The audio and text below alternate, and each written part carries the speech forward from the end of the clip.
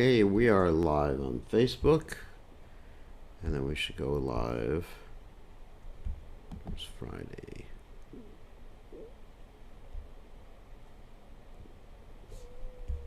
On YouTube, and I think we are ready to roll. All right, let's see. We are. I can't think of anything else we need to do. Okay, let's get started. All right, first we chant Jai Radha Madhava.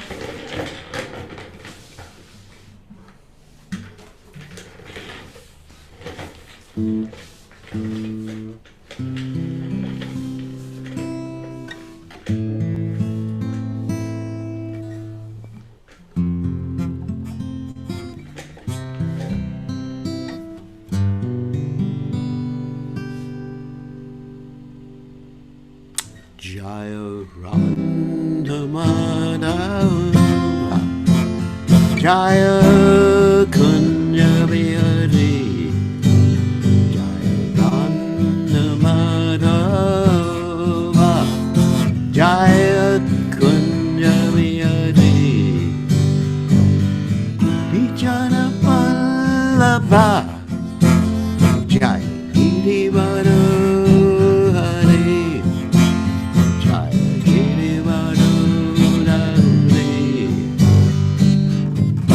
Sodanandana, Jaya Jananandana, Sodanandana, Jaya Jananandana,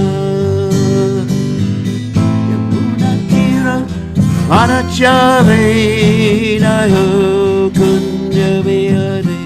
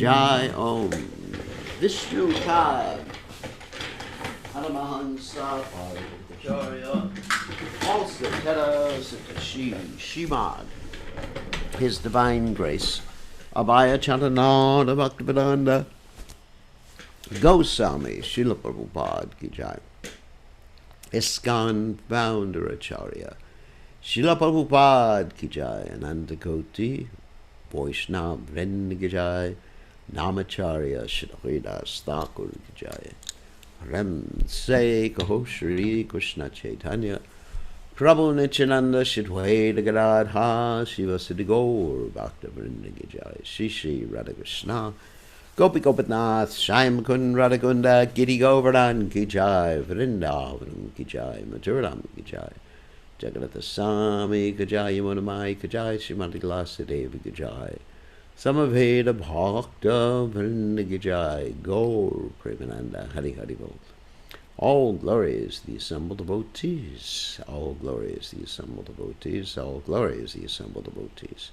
All glory is to Shri Guru and Gauranga, Srila Prabhupada Ki Jai.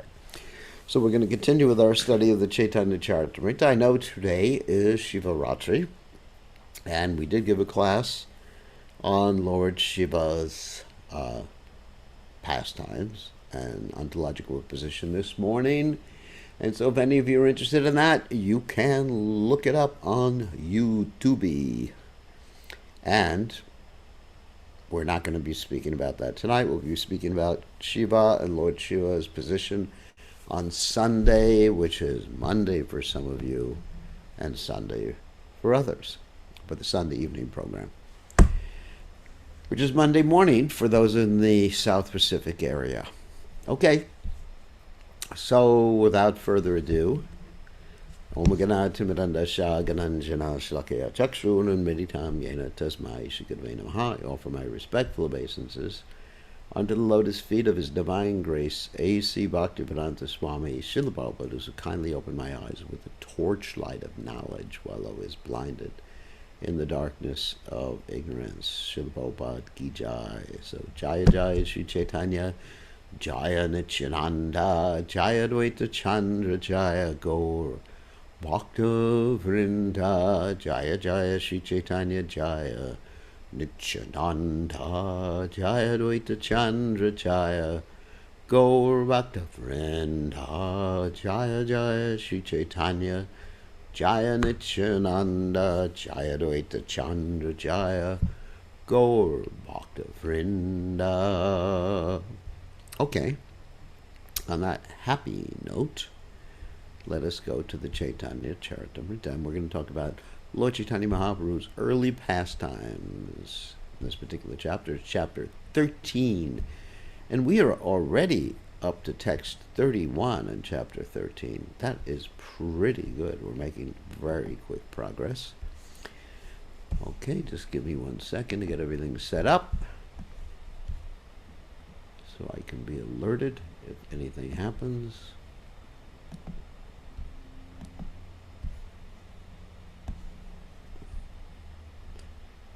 All right, there we go.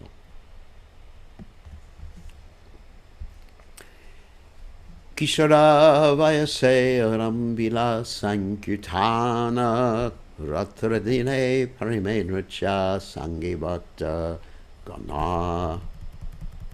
Just prior to his youthful life, he began the Sankirtan movement. Day and night he used to dance in ecstasy with his devotees. Nagare Nagare Varame Kirtana Kariya Vashaila Tribhuvana Prema Bhakti Diya. The Sankirtan movement went on from one part of the town to another as the Lord wandered everywhere performing kirtan. In this way he inundated the whole world by distributing love of Godhead. And Srila Prabhupada comments that one may raise the question how all the three worlds became inundated with love of Krishna, since Chaitanya Mahaprabhu performed kirtan only in the Navadvip area. The answer is that Lord Sri Chaitanya Mahaprabhu is Krishna himself. The entire cosmic manifestation results from the Lord's first setting it in motion. Similarly, since the Sankirtan movement was first set in motion 500 years ago by Sri Chaitanya Mahaprabhu's desire that it spread all over the universe, the Krishna consciousness movement and continuity of that same motion is now spreading all over the world, and in this way it will gradually spread all over the universe. With the spread of the Krishna consciousness movement, everyone will merge in an ocean of love of Krishna. So the point Prabhupada is making is that Lord Chaitanya Mahaprabhu set in motion the mechanism, the spiritual mechanism by which Krishna consciousness would go everywhere.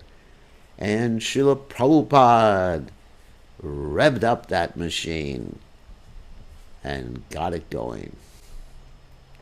Chabisha Vatsarai Che Navadvipa Grame Yaila Sarvaloke Krishna Prema Name.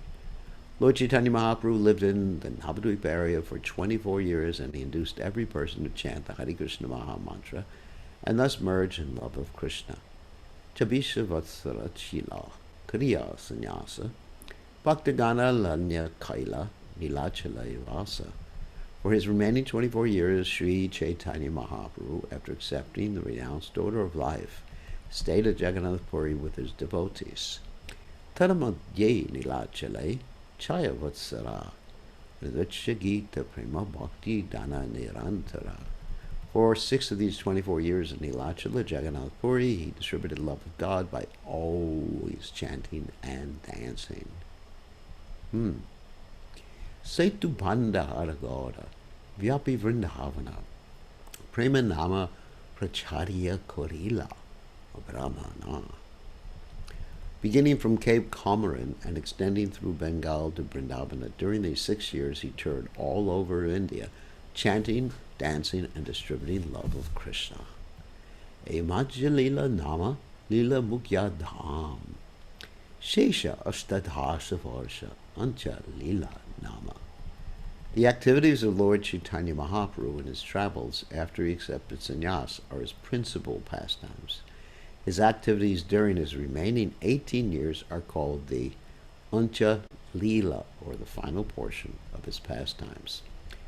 Tadamanjichaya Vatsara Bhaktagana Sange Prema Bhakti Loyaila Nritya Gita Range. For 6 of the 18 years he continuously stayed in Jagannath Puri. He regularly performed kirtan, inducing all the devotees to love Krishna simply by chanting and dancing. Varasavatsara Sesha Rahila Nila Chale Premavashta Shikaila Asvadana Chale. For the remaining 12 years he stayed in Jagannath Puri. He taught everyone how to taste the transcendental mellow ecstasy of love of Krishna by tasting it himself. A person who is advanced in Krishna consciousness always feels separation from Krishna, because such a feeling of separation excels the feeling of meeting Krishna. Sri Chaitanya Mahaprabhu, in his last 12 years of his existence within this world at Jagannath Puri, taught the people of the world how, with a feeling of separation, one can develop his dormant love of Krishna. Such feelings of separation or meeting with Krishna are different stages of love of Godhead. These feelings develop in time when a person seriously engages in devotional service. The highest stage is called Prema Bhakti, but this stage is attained by executing Sadhana Bhakti. One should not try to elevate himself artificially to the stage of Prema Bhakti without seriously following the regulative principles of Sadhana Bhakti. Prema Bhakti is the stage of relishing, whereas Sadhana Bhakti is the stage of improving in devotional service. Sri Chaitanya Mahaprabhu taught this cult of devotional service in full detail by practical application in his own life. It is said, therefore, Apaniyachari Bhakti Jikayu Shabhare. Sri Chaitanya Mahaprabhu is Krishna himself, and in the role of a Krishna Bhakta, a devotee of Krishna, he instructed the entire world how one can execute devotional service and thus go back home, back to God in due course of time. So several subject matters in this particular verse. Purport one, of course, is what we read about when we did the Nectar of Devotion study. In the Nectar of Devotion study, we found that there were various stages of devotional service, beginning with sadhana. Bhakti sadhana means devotional service in practice. So we say to people, how is your sadhana? In other words, how is your practice? And devotional service in practice is divided into 2 categories, or 2 branches. One is called devotional service according to the rules and regulations, which is called Vaidhi Bhakti. And the second stage is called Rago Nuga Bhakti. In the second stage, one is executing the rules and regulations, still very, very strictly, but one is doing the devotional service, several different things, spontaneously. One doesn't have to be forced to wake up in the morning, forced to chant their japa. They just want to do it spontaneously. It's not a means to the end anymore. more and more as they progress in Raganuga Bhakti, it becomes the end rather than the means to the end. Because the interesting thing about the chanting of Hare Krishna and the different items of bhakti, beginning with hearing, chanting, remembering, are actually both the means and the goal. That differs from the other platforms of yoga, where the means and the goal are actually different. Or you give up the means when you achieve the goal, but not in Krishna consciousness. So in the highest stages of sadhana, that is the stage of Raganuga, one actually starts to be attached very much to the means, the practice, even though it's still practice.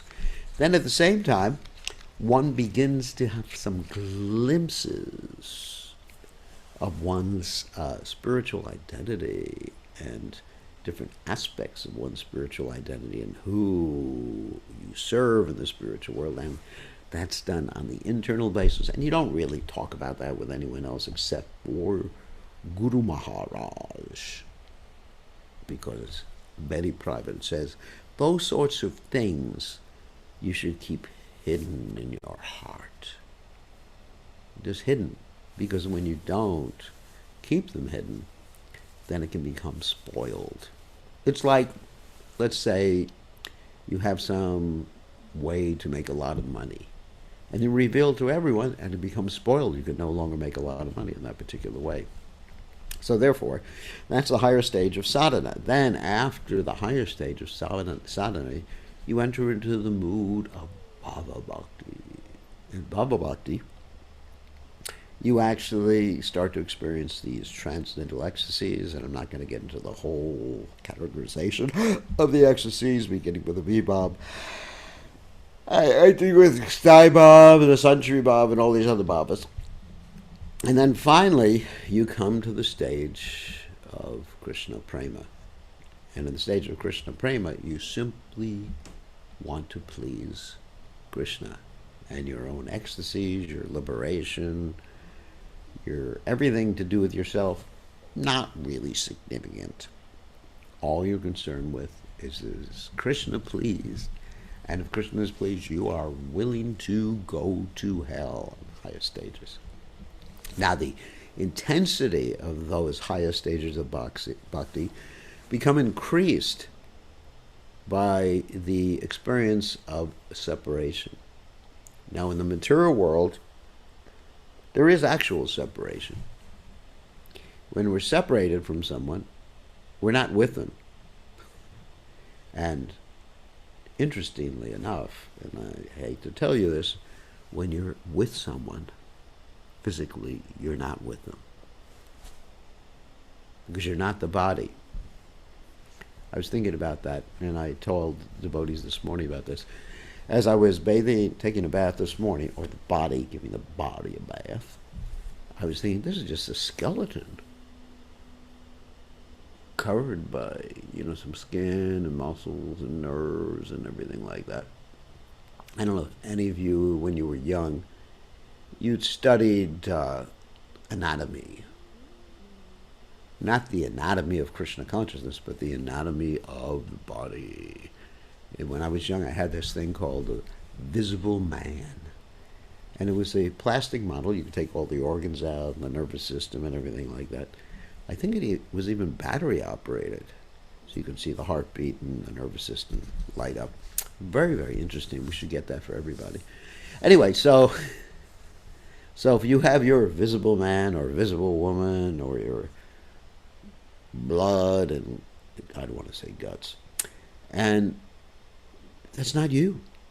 So you get two visible men, visible women, blood and guts, and you put them in the same room. They're not really together. Together means associating spiritually. And of course, devotees can associate spiritually, and they make connection in that way. But on the material platform, there's always a disconnect, because people are looking at things from a different angle.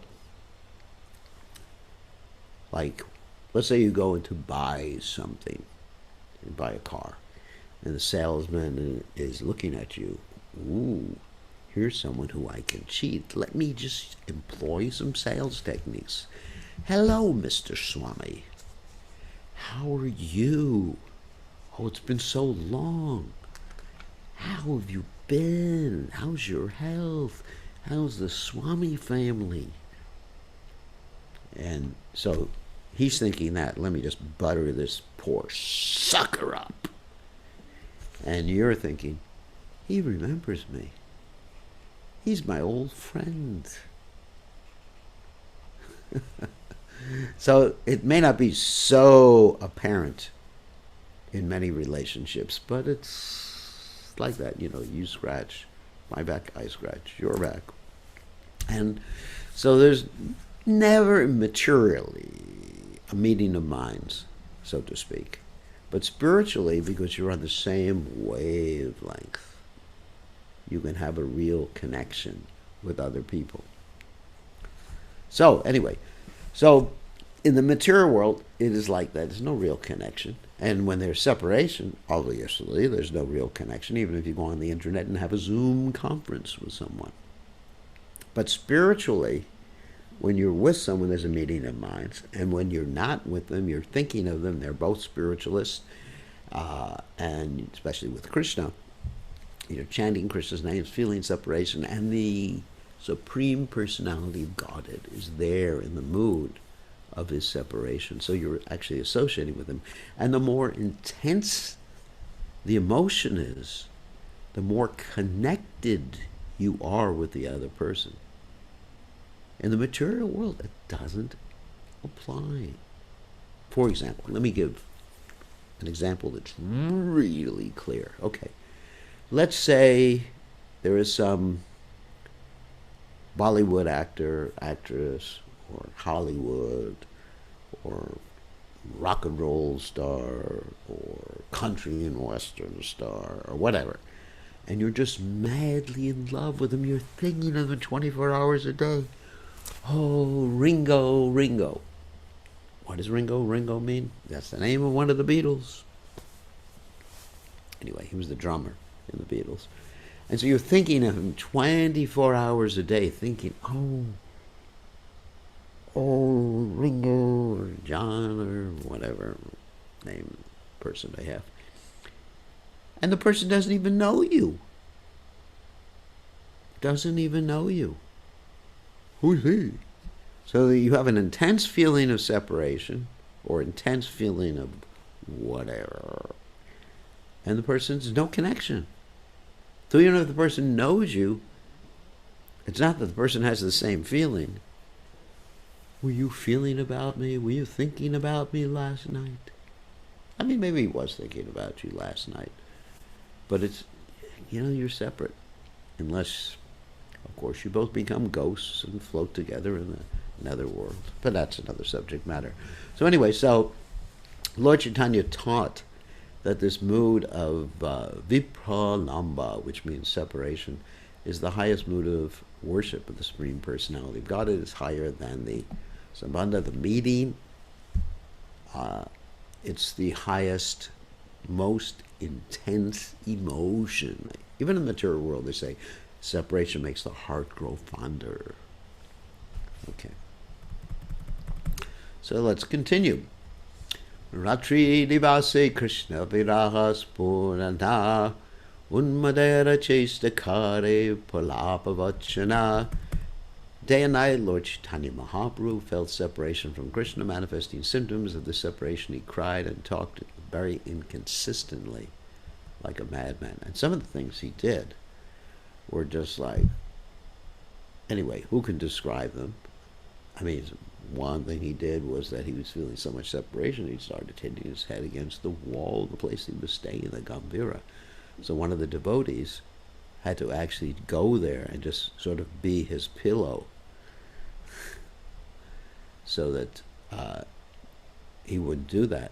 And sometimes, if he wasn't watched after, he would run in the middle of the night. He'd run into the sea, thinking the sea was the Yamuna River.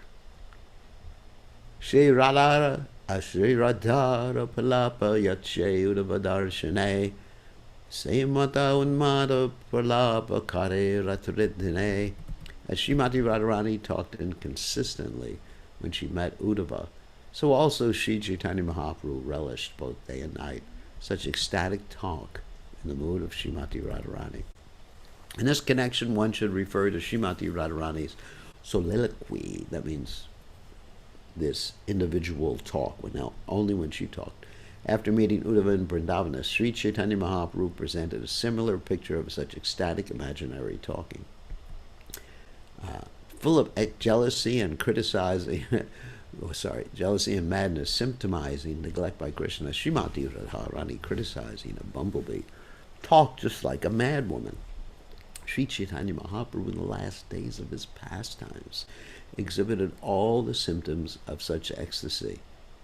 In this connection, one should refer to the 4th chapter of the Adi Lila, verses 107 and 108. Vidyapati Jayadeva Chandidasera Gita Asvadena Ramananda Swarupa Sagita. The Lord used to read the books of Vidyapati, Jayadeva, and Chandidasa, relishing their songs with his confidential associates like Sri Ramananda Roy and Swarup Damodar Goswami. Vidyapati was a famous composer of songs about the pastimes of Radha and Krishna. He was an inhabitant of Mithila. Born in a Brahmin family, it is calculated that he composed his songs during the reign of King Shiva Singha and Queen Lakshmi Devi in the beginning of the 14th century of the Shaka era, almost 100 years before the appearance of Lord Chaitanya Mahaprabhu. The 12th generation of Vidyapati's descendants is still living. Vidyapati's songs about the pastimes of Lord Krishna express intense feelings of separation from Krishna, and Sri Chaitanya Mahaprabhu relished all those songs in his ecstasy of separation from Krishna. Jayadev was born during the reign of Maharaja Lakshmana Sena of Bengal in the 11th or 12th century of the Shaka era. His father was Bhojadeva and his mother was Vamadevi. For many years he lived in Navadvip, then the capital of Bengal. His birthplace was in the Birbhum district in the village of Kendubilva. In the opinion of some authorities, however, he was born in Orissa, and still others say that he was born in southern India. He passed the last days of his life in Jagannath Puri. One of his famous books is Gita Govinda, which is full of transcendental mellow feelings of separation from Krishna. The gopis felt separation from Krishna before the rasa dance, as mentioned in Srimad Bhagavatam, and the Gita Govinda expresses such feelings. There are many commentaries on the Gita Govinda by many Vaishnavas. So, a few words about Jayadev's Gita Govinda. In the Gita Govinda, you have the famous Dasha Avatar shlokas too. That's Keshvadrita, Narahari, Rupa, etc. That means acknowledging that Krishna has expanded himself as Lord Nrsingadev, as Vamana, as Balaram, as Parashuram, etc. Of course, Lord Ramachandra too. And the Gita Govinda primarily deals with the intimate pastimes of Radha and Krishna. And there is one interesting shloka in the Gita Govinda that was questioned even by the author of the Gita Govinda, Jayadev Goswami. Jayadev Goswami, he was thinking of this shloka and getting ready to write it, and wrote part of it, that Krishna bows down at Radharani's feet. And when Jayadev Goswami thought about that, he thought, this is not possible. How can the Supreme Personality of Godhead bow down to anyone's feet? He's God. So he left his work unfinished, or that particular shloka unfinished, and went to bathe in the Ganges. He came back after some time, after bathing, and he said to his wife, Padmavati, where's Prasadam? And she said to him, what do you mean, where's Prasadam? You already took Prasadam. Not only that, you did some writing in your book. And so he was thinking, what? Is my wife crazy? So he went to the book and he found that same shloka that he was thinking of completed, about Krishna bowing down and touching Radharani's feet. And it turns out that Krishna took the form of Jayadev Goswami and completed that particular shloka and took prasadam from Jayadev Goswami's wife. Wow. What a story. So this Gita Govinda was very famous. It's been basically translated into many, many different languages, illustrated and published even by the Moguls. Mughals were the Muslims. And there was a king who wasn't a Mughal, he was a Hindu. He didn't think that Jayadev Goswami should get so much adulation for his Gita Govinda, so the king said, I published my own Gita Govinda. It's much better than Jayadev Goswami. So there was some discussion. King of Puri, there was some discussion, who is better. So it was suggested that they would do a test to see which was the actual bona fide Gita Govinda. So they brought two copies, the king's copy and Jayadev Goswami's copy of the Gita Govinda, and placed them at the feet of Lord Jagannath Puri, and just left them there for the night. And so when they woke up in the morning and opened the deities, they saw Jayadev Goswami's Gita Govinda clasped to the chest of Lord Jagannath. And then they saw the king's Gita Govinda just strewn everywhere. So that was a no-brainer. So that's Jayadev Goswami. So this Gita Govinda is a very, very elevated book, and please wait until you're on a very high stage of devotional service before you read this particular book. And first wait until you understood all of Srila Prabhupada's books and read them many times, because there's so much nectar. I'm reading the Caitanya Caritamrta with all of you for the upteenth time, and I'm hearing things and getting more realization and understanding more things each and every time I read. I can never come to an end of the nectar. So next is Chandidas. Chandidas was born in the village of Nanura, which is also in the Birbhum district of Bengal. He was born of a Brahmin family. And it is said that he also took birth in the beginning of the 14th century Shakabda era. It has been suggested that Chandidas and Vidyapati were great friends because the writings of both expressed the transcendental feelings of separation profusely. The feelings of ecstasy described by Chandidas and Vidyapati were actually exhibited by Sri Chaitanya Mahaprabhu. He relished all those feelings in the role of Srimati Radharani, and his appropriate associates for this purpose were Sri Ramananda Roy and Sri Swarup Damodar Goswami. These intimate associates of Lord Chaitanya Mahaprabhu helped the Lord very much in the pastimes in which he felt like a Radharani. Srila Bhakti Saraswati Thakur comments in this connection that such feelings of separation as Lord Chaitanya Mahaprabhu enjoyed from the books of Vidyapati, Chandidasa, and Jayadev are especially reserved for persons like Sri Ramananda Roy and Swarup Damodar. Of course, Sri Ramananda Roy is incarnation of Vishaka, generally accepted, and Swarup Damodar is incarnation of Lila, who are Paramahamsas, men of the topmost perfection, because of their advanced spiritual consciousness. Such topics are not to be discussed by ordinary persons imitating the activities of Lord Chaitanya Mahaprabhu. For critical students of mundane poetry and literary men without God consciousness who are after bodily sense gratification, there is no need to reach such high standard of transcendental literature. Persons who are after sense gratification should not try to imitate Raganuga devotional service. The songs of Chandidas, Vidyapati, and Jayadev describe the transcendental activities of the Supreme Personality of Godhead. Mundane reviewers of these songs simply help people in general become debauchees, and this leads only to social scandals and atheism in the world. One should not misunderstand the pastimes of Radha and Krishna to be the activities of a mundane young boy and girl. The mundane sexual activities of young boys and girls are most abominable. Therefore, those who are in bodily consciousness and desire sense gratification are forbidden to indulge in discussions of the transcendental pastimes of Shri Radha and Krishna. Krishnara viyoge yatta prema cheshtita ashvadya purna kaila apana vanchita. In separation from Krishna, Sri Chaitanya Mahaprabhu relished all these ecstatic activities, and thus he fulfilled his own desires. In the beginning of the Caitanya Caritamrta, it is said that Lord Chaitanya appeared in order to taste the feelings Radharani felt upon seeing Krishna. Krishna himself could not understand the ecstatic feelings of Radharani toward him, and therefore he desired to accept the role of Radharani and thereby taste these feelings. Lord Chaitanya is Krishna with the feelings of Radharani. In other words, he is a combination of Radha and Krishna. It is therefore said, Sri Krishna Chaitanya Radha Krishna Nayanya. They're one. By worshipping Sri Chaitanya Mahaprabhu alone, one can relish the loving affairs of Radha and Krishna together. One should therefore try to understand Radha Krishna not directly, but through Sri Chaitanya Mahaprabhu and through his devotees. Srila Narottam Das Thakur therefore says, Rupa Raghunath Padi Hai Boy Okuti Kabe Hama Bujava Se Yugala Pirati.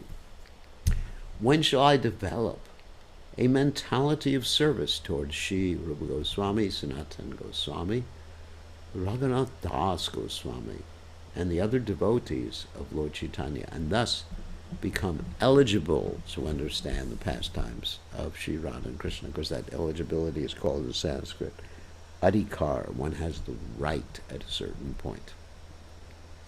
And also, as they say, fools rush in where angels fear to tread.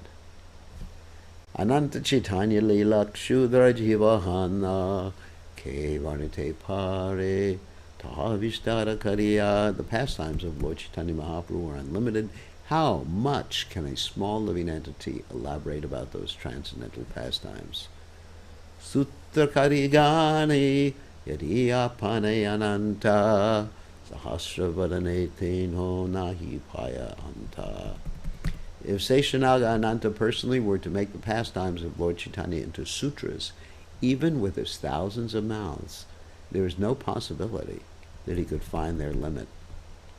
Namadara Sarupahara Gupta Murari Mukya Lila Sutre Likiyache Vichari. Devotees like Sri Sarup Damodar and Murari Gupta have recorded all the principal pastimes of Lord Chaitanya in the form of notes after deliberate consideration. Se Anusare Lila Sutra Gana Vistare Vaniya Chena Tahadasa Vrindavana. The notes kept by Sri Swarup Damodar and Murari Gupta are the basis of this book. Following those notes, I write of all the pastimes of the Lord. The notes have been described elaborately by Vrindavan Das Thakur. Chaitanya Lila Ravyasa Dasa Vrindavana Madhura Kariya Lila Karila Rachana. Sri Vrindavan Das Thakur, the authorized writer of the pastimes of Sri Chaitanya Mahaprabhu, is as good as Srila Vyasadeva. He has described the pastimes in such a way as to make them sweeter and sweeter. Grandavistara Baye Chadila Ye Stana Se Stana Kitchu Kariba Vyakina. Being afraid of his books becoming too voluminous, he left some places without vivid descriptions. I shall try to fill those places as far as possible. Prabhura Lilamrita Teno Kailash Vadana Tanra Bhokta Shesha Kitchu Kariye Charavana. The transcendental pastimes of Lord Chaitanya have actually been relished by Srila Vrindavan Das Thakur. I am simply trying to chew the remnants of food left by him.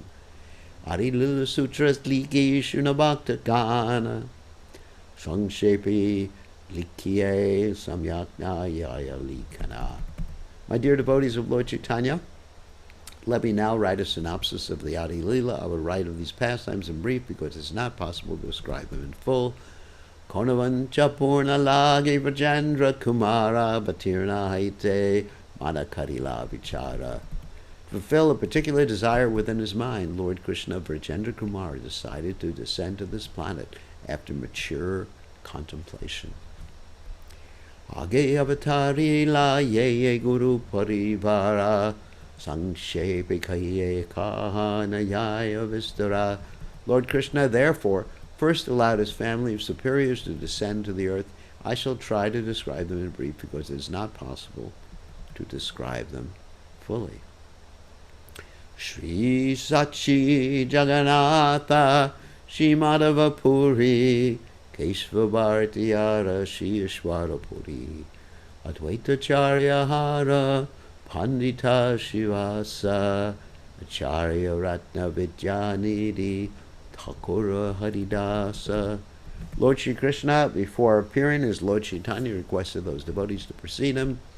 Sri Sachi Devi, that's his mother, Jagannath Mishra's father, Madhavendra Puri, grandfather, spiritual master, Keshava Bharati, Sannyas Guru, Ishwara Puri, his guru, Advaita Acharya, who we just read about, Srivas Pandit, Acharya Ratna, Vijayanidhi, and Thakur Haridas, that's Haridas Thakur.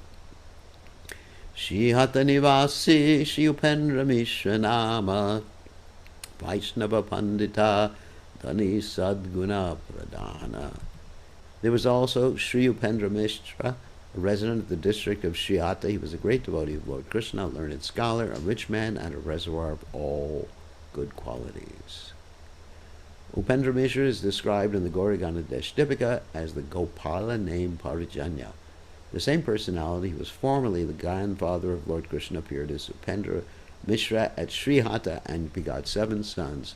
He was a resident of Dhalka Dakshinagram in the district of Srihata. There are still many residents of that part of the country who introduced themselves as belonging to the Mishra family of Sri Caitanya Mahaprabhu. Sapta Mishra Tanra Putra, means 7 sons. Sapta Rishishvara, Kamsari Paramananda Padmanabha Sarveshvara, Jagannatha Janardana Trilokyanatha, Andiyate Gangavasa Kaila Jagannath. Upendra Mishra had 7 sons who were all saintly and most influential. Kamsari, Paramananda, Padmanabha, Sarveshvara, Jagannatha, Janardana, and Trilokyanatha. Jagannath Mishra, the 5th son, decided to reside on the bank of the Ganges at Nadia. That's Navadvip. Jagannatha Mishra, Mishravara Padavi Purandara, Nanda Vasudeva Rupa Sadguna Sagara. Jagannath Mishra was designated as Purandara, exactly like Nanda Maharaj and Vasudeva. He was an ocean of all good qualities. Tandra Patni Shachi Nama Pativrata Sati, Yanarpita Nilambara Nama Chakravarti. His wife Srimati Sachi Devi was a chaste woman, highly devoted to her husband. Sachi Devi's father's name was Nilambara, and his surname was Chakravarti. So Prabhupada explains that Srila Bhaktisiddhanta Saraswati Thakur writes in his Anubhasha, in the Gauragana Dashdipika it is mentioned that Nilambara Chakravarti was formerly Gargamuni. Some of the family descendants of Nilambara Chakravarti still live in the village of the name Mogdowa in the district of Faridpur in Bangladesh. His nephew was Jagannath Chakravarti, also known as Mamu Thakur, who became a disciple of Pandita Goswami and stayed at Jagannath Puri as the priest of Tota Gopinath. We've read about him before. Nilambara Chakravarti lived at Navadvip in the neighborhood of Bela Pukuria. This fact is mentioned in the book Prema Vilas because he lived near the house of the Kazi. The Kazi was also considered one of the maternal uncles of Lord Chaitanya Mahaprabhu. The Kazi used to address Nilambara Chakravarti as Kaka, or uncle. One cannot separate the residence of the Kazi from Vamanapukura because the tomb of the Kazi is still existing there. Formerly the place was known as Bela Pukuriya, and now it is called Vamanapukura. This has been ascertained by archaeological evidence. So, Radhadeshi Janmila Thakura Nityananda Gangadasa Pandita Gupta Murari Mukunda. In Radhadesh, the part of Bengal where the Ganges is not visible, Nityananda Prabhu, Gangadasa Pandit, Murari Gupta, and Mukunda took birth. Here, Radhadeshe refers to the village of the name Ekachakra in the district of Birbhum near Burdwan. After the Burdwan railway station, there is another branch line which is called the Loop Line of the Eastern Railway, and there's a railway station of the name Malarapura. 8 miles east of this railway station, Ekachakra village is still situated. Ekachakra village extends north and south for an area of about 8 miles. Other villages, namely Virachandrapura and Virbhodrapuri, are situated within the area of the village of Ekachakra. In honor of the holy name of Virabhadra Goswami, these places are renowned as Virachandrapura and Virbhodrapura. Of course, that's the son of Lord Nityananda. In the Bengali year 1331, that's AD 1924, a thunderbolt struck the temple of Ekachakra Gram. Therefore, the temple is now in a broken state. Before this, there were no such accidents in that quarter. Within the temple, there is a deity of Sri Krishna established by Sri Nityananda Prabhu. The name of the deity is Bankimarai, or Bankaraya. On Bankimarai's right side is a deity of Janava, and on his left side is Shrimati Radharani. And that's the same as in the Gopinath temple at Radhakund, which is really interesting. The priest of the temple described that Lord Nityananda Prabhu entered within the body of Bankimarai, and the deity of Janavamata was therefore later placed on the right side of Bankimarai. Afterwards, many other deities were installed within the temple. On another throne within the temple are deities of Murlidhara and Radha Madhava. On another throne are deities of Mano Mohana, Vrindavana Chandra, and Gora Nitai. But Bankimarai is the deity originally installed by Nityananda Prabhu.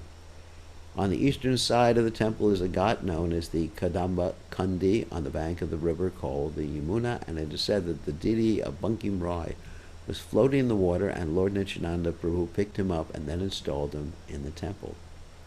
Thereafter, in a place known as Badapura in the village of Virachandrapur, about half a mile west, in a place underneath a neem tree, Shrimati Radharani was found. Wow. For this reason, the Radharani of Bankimarai was known as Badapurera Thakurani, the mistress of Badapura. On another throne on the right side of Bankimarai is the deity of Yogamaya. Now the temple and temple corridor rest on a high plinth, and on a concrete structure in front of the temple is a kirtan hall. It is also said on the northern side of the temple there was a deity of Lord Shiva named Bandishvara, and that the father of Nityananda Prabhu, Hadai Pandit, used to worship that deity. At present, however, the Bandishvara deity is missing, and in its place a Jagannath Swami deity has been installed. Lord Nityananda Prabhu did not factually construct any temples. The temple was constructed at the time of Virabhadra Prabhu in the Bengali year 1298, that's AD 1891. A brahmachari of the name Shivananda Swami repaired the temple, for it had become dilapidated. In this temple there's an arrangement to offer food to the deity on the basis of 17 seers. That means 34 pounds of rice and necessary vegetables. The present priestly order of the temple belongs to the family of Gopi Janabalavananda, one of the branches of Nityananda Prabhu. There is a land settlement in the name of the temple, and income from this land finances the expenditures of the temple. There are 3 parties of priestly Goswamis who take charge of the temple management, one after the other. A few steps from the temple is a place known as Vishramatala, where it is said that Nityananda Prabhu in his childhood used to enjoy sporting with his boyfriends by enacting the Rasa Lila and various other pastimes of Vrindavan, also Lord Ramchandra's pastimes. Near the temple is a place named Imlitala, which is so named because of the big tamarind tree there. According to a party named the Nedadi Sampradaya, Virabhadra Prabhu, with the assistance of 1,200 Nidas, Buddhist monks, dug a great lake of the name Shvetaganga. Outside of the temple are tombs of the Goswamis, and there is a small river known as Modeshwara, which is called the water of Yamuna. Within half a mile from the small river is the birthplace of Sri Nityananda Prabhu. It appears that there was a big kirtan hall in front of the temple. It later became dilapidated. It is now covered by banyan trees. Later on, a temple was constructed within which Gaurnitai deities are existing. The temple was constructed by the late Prasanna Kumara Kara Horma. A tablet was installed in his memory in the Bengali year 1323, AD 1916, in the month of Vaishaka, April-May. The place where Lord Nityananda Prabhu appeared is called Gorbhavasa. There's an allotment of 43 bighas, 14 acres, of land to continue the worship in a temple there. The Maharaja Dinajapura donated 20 bighas of land, about 6.5 acres. Interesting in this connection. It is said that near the place known as Gorbhavasa, Hadai Pandit constructed a primary school. The priests of this place, listed in genealogical table, were as follows: Shri Raghavat Chandra, Jagadananda, Krishnadasa, Nityananda Dasa, Ramadasa, Vrajamohana Dasa, Kanai Dasa, Gauradasa, Shivananda Dasa, and Haridasa. Krishnadasa belonged to the Chidiya Kunja at Vrindavana. The date of his disappearance is Krishna Janmashtami. Chidiya Kunja is a place now managed by the Goswamis of Sringaragat in Vrindavan. They are also known as belonging to the Nityananda family, which most probably on the basis of a relationship with Krishnadas. Near Bhavasa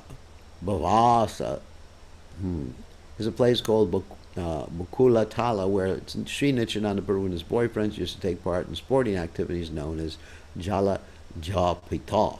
There's a Bakula tree there that is wonderful because all its branches and sub-branches look like the hoods of serpents. It has been suggested that by the desire of Sri Nityananda Prabhu, Ananta Deva manifested himself in that way.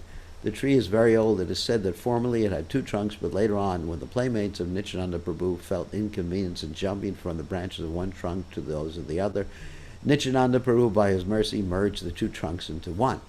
Another place nearby is called Hantugada. It is said that Lord Nityananda Prabhu brought all the holy places there. Therefore, the people in the surrounding villages go there instead of to the Ganges to take bath. It is named Hantugada because Srila Nityananda Prabhu used to perform the Dari Chitta festival distributing chip rice with yogurt prasadam there, and he took the prasadam kneeling down. A sanctified lake in this place is always full of water throughout the year.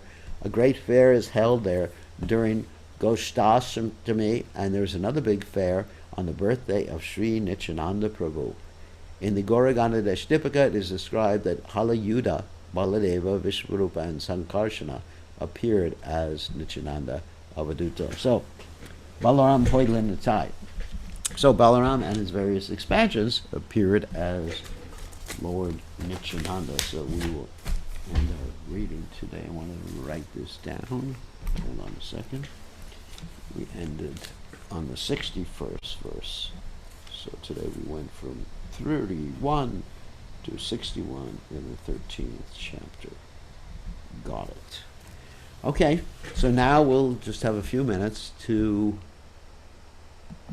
allow the devotees to ask some questions. So some new devotees or devotees who haven't asked questions should ask questions now. Let me just unmute you.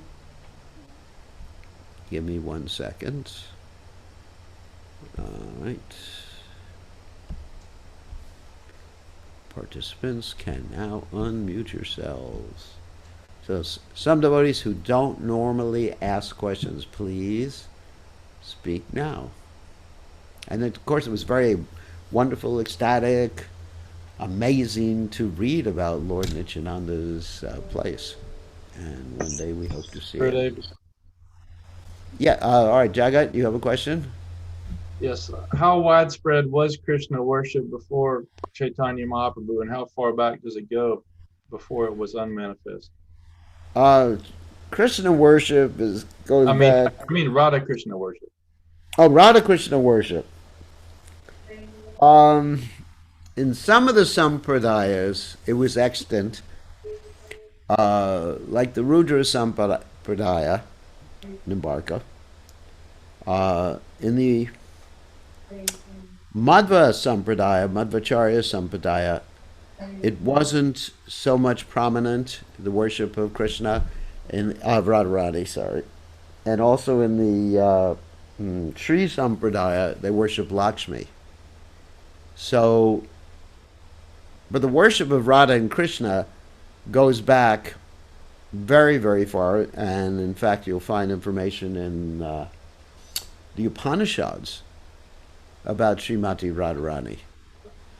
So, in one sense, it was generally Gupta or hidden for most people until Sri Chaitanya Mahaprabhu appeared. Of course, in the Bhagavatam, it's obviously there, but Radharani's name is not directly mentioned. Radharani's name is indirectly mentioned as she who worships, or she who worships Krishna. And the reason explained by the Acharyas is that if Shukadeva Goswami had mentioned Radharani's name directly to Parikshit Maharaj. He would have been so much ecstasy that he wouldn't have been able to complete the Srimad Bhagavatam. But in any case, it was not so prominent, the worship of Radha and Krishna, at least so widely known, although amongst those who understood the esoteric knowledge in the Vedic literatures, it was known, but it wasn't so widely known until the advent of Sri Chaitanya Mahaprabhu. Does that answer your question? I mean, Yes. Madhavan Kori knew about it, Jayadev Goswami knew about it. You know, obviously, Jayadev Goswami wrote about it centuries before Chaitanya Mahaprabhu. Chandidas, We don't Vidyapati. we don't know about the sampradayas of Chandidas and Jayadev Goswami. I think we have to research that particular information. I don't have the information in front of me right now. When in doubt, Google it.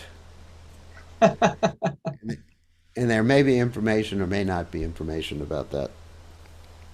But in the Navadvipta Mahatmya, we actually find, that's written by Bhaktivinoda Thakur, how the different acharyas had revealed to them secretly information about Radha and Krishna, and they were told not to really broadcast that information until Lord Chaitanya Mahaprabhu advented himself. And they were actually revealed to them about Lord Chaitanya. So, I mean, there is plenty of information in the Vedic literatures. Like I said, even in the Upanishads, what to speak of the Bhagavatam, some of the other Puranas, there's direct reference of to Srimati Radharani. But it was basically left up to Lord Chaitanya Mahaprabhu to broadcast that knowledge widely so that everybody could understand it. Although it was not something that he just came up with. Okay? Yes. Good question. So I think Madhava has a question. Hare Krishna Maharaj, Dandavat Pranam. So, yeah, so I think when you were describing Jayadev Goswami, of course, he appeared maybe 200 to 300 years before Chaitanya Mahaprabhu. So, as you said, he was talking about Radha Krishna, of course, that worship, that means has been going on for a long time. One question, when we were reading about him, that he was in Bengal and then Odisha and then South India. But to see that, I don't know if you know or aware of, does he have any composition either in Bengali language or an Oriya language? Well, the interesting thing is that actually Orissa was far larger than it is today. That Orissa and most of Bengal were actually part of one state at the time of Sri Chaitanya Mahaprabhu. And Jayadev Goswami, let me just, I'm just going to look this up while we're talking. Yeah, because I was thinking that I think if he has no composition in either of the languages, then maybe I think more South India, and he migrated to, as you say, Orissa, big maybe to Jagannath Puri. He was, see, the point is, I'm just remembering this. Excuse me. Jayadev Goswami was quite educated, so all of his writing Right. was in Sanskrit. Yes, that's why I see that most of the these days after Chaitanya Mahaprabhu, before that, every actually devotee in that line always wrote something in Bengali that tells me that they certainly were born in Bengal. That's why Jayadev Goswami, that's why I was asking, because if he was Sanskrit only composition, then probably more towards South India he was born, and that's what my guess. I'm just kind of, that's why I was asking this question. Has he got any composition in Oriya or Bengali language? I don't have any information about that. I mean, as I did read before, that he was the court pandit in serving Lakshmana Sen, the king of Bengal. So there's indication that he was situated in Bengal. And obviously, if he was the court pundit of King Lakshmana Sen, he had to speak Bengali. I mean, this is obvious. You know, wherever he appeared, he appeared. But as I mentioned before, Orissa was actually far larger than it is today. I remember I was talking to one historian while I was doing my South India tour. We had just left Calcutta, and he described that Orissa basically went all the way up to Calcutta, and maybe even beyond that at that particular point. So there seems to be a mixture of the Bengali and Aryan culture, at least at that time. And we do find here, even talking about South India and Orissa, we do find that King Prataparudra, who was basically the king of Jagannath Puri, his kingdom extended at least to modern day Chennai, which is South India. Mm-hmm. So you had, you know, Orissa, because Ramananda Roy was actually the governor of, you know, Madras or Chennai. Right. So Orissa actually extended all the way, you know, so to separate South India from, I mean, because Chennai is generally accepted as at least the beginning of South India. I mean, it is South India. It's Tamil Nadu now. Yeah. And it's right, Chennai is right on the border of Andhra Pradesh, too. Mm-hmm. So you have Orissa extending throughout Andhra Pradesh into Chennai, present-day Chennai, and then Orissa also extending on the other hand, you know, all the way going up to Calcutta, or even maybe further north,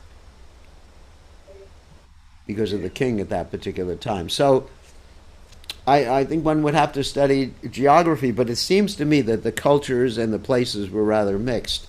Because if you say the state of Orissa, it actually probably means a lot more than what we consider to be the state of Orissa nowadays. Yeah, all the way to Chennai, which is South India, all the way to Bengal, which is, you know, northern. Yeah, because the modern division came when India became independent, then the boundaries were drawn differently. And you are right, ancient time, kings were, wherever they ruled, that was that kingdom. So certainly extending up to, in old times, up to even Chennai, but which is now in Tamil Nadu. But yeah, I think that boundary is different now, what it must have been when different kings were ruled. Yeah. It was obviously different because, yes, you know, Orissa included Chennai, so yes. So it was obviously the boundaries were completely different. So anyway, so they're different than modern boundaries in India. Yeah, yes, Maharaj. And yeah. And all these educated personalities, we're talking about the 6 Goswamis of Vrindavan, for example. They spoke many different languages, and they could write in many languages. Like it's described that Rupa and Sanatana Goswami, they spoke Parsi, they spoke Sanskrit. You know, Parsi is like the Iranian language. They spoke Arabic. I mean, these are, I don't know what to speak of Sanskrit. I mean, these were highly, highly, highly educated personalities.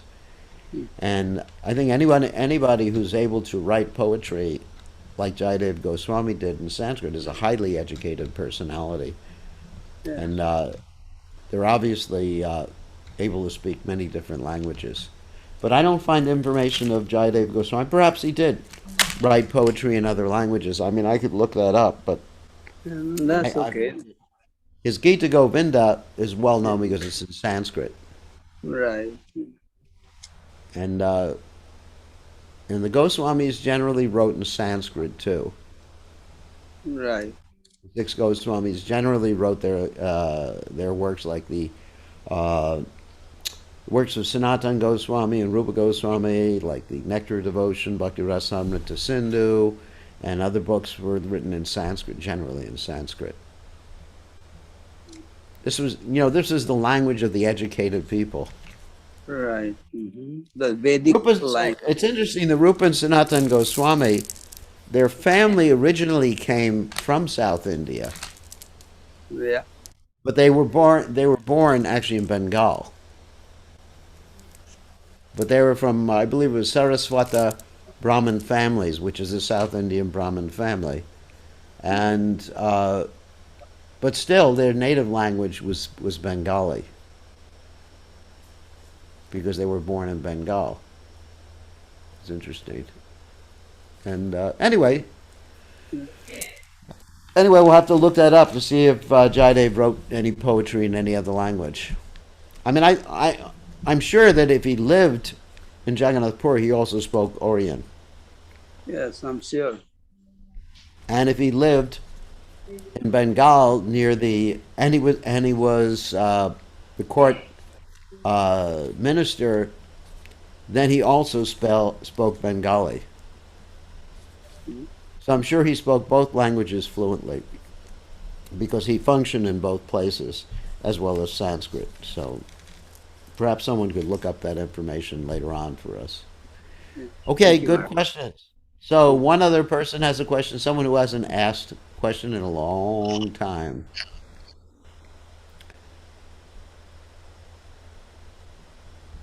I see Pran Govinda looks very sad. Good, I have. No, All right, please I'll give accept you my a humble chance. obeisance.